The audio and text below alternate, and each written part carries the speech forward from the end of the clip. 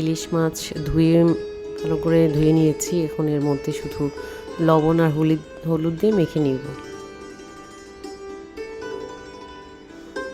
আর ইলিশ মাছে আসলে অত মশলা লাগে না, যত কম মশলা হয় ততই ইলিশ মাছ মজা হয়। এখন সরষের তেল দিয়ে ভেজে নিব ইলিশ মাছটা।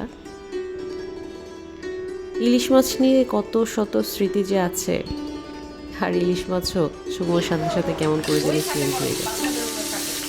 যখন ছোট ছিলাম আমার আব্বা ইলিশ মাছ আনতো, বড় বড় ইলিশ মাছ ছিল তখন, আর মা ভাজতো, চুলার পাশে বসে বসে আমরা ভাজা ইলিশ খেতাম।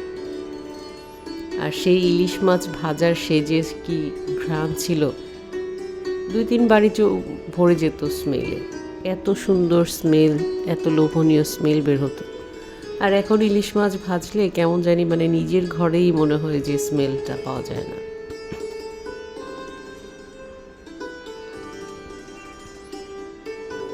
যাই হোক, তারপরেও এখন যত মাছ আছে তার মধ্যে ইলিশ মাছটাই সবচেয়ে মজা।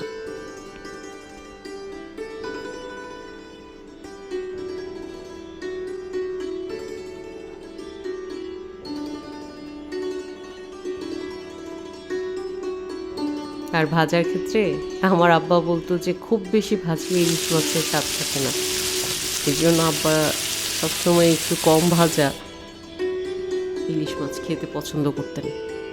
দেখা যেত 2টা ইলিশ আনলে চুলার পাশে বসেই মা ভাজতো আর আব্বা ভাজা ওখান থেকেই একটা ইলিশ মাছ ভাজাটাই খেয়ে ফেলতো।